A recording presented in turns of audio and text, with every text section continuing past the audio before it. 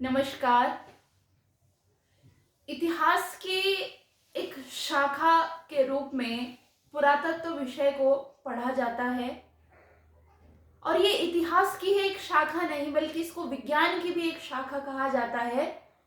पुरातत्व अंग्रेजी में इसे कहा जाता है आर्कियोलॉजी।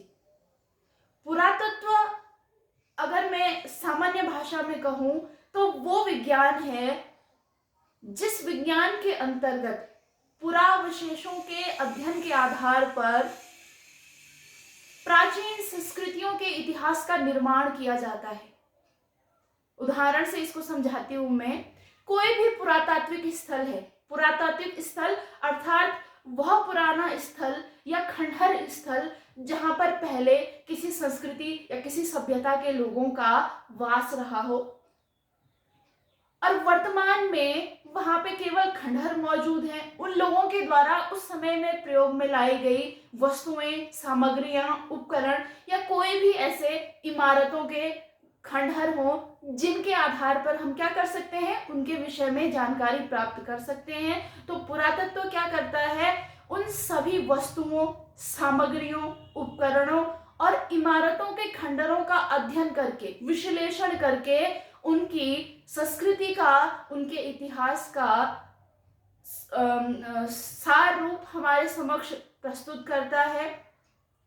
हमारे भारतीय इतिहास में हड़प्पा सभ्यता के विषय में हम पढ़ते हैं और पिछले वीडियो में भी मैंने आपसे हड़प्पा सभ्यता के विषय पर चर्चा की थी। तो हड़प्पा सभ्यता का जो इतिहास हमारे सम्मुख है, उस इतिहास का आधार केवल और केवल पुरातात्विक स्रोत है।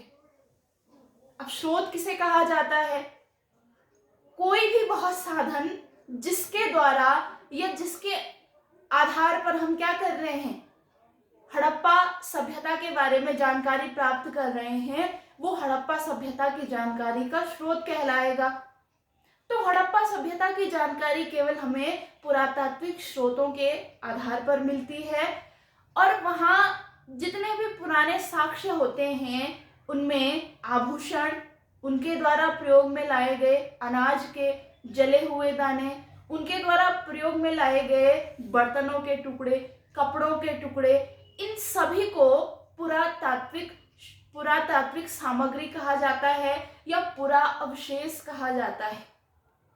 धन्यवाद।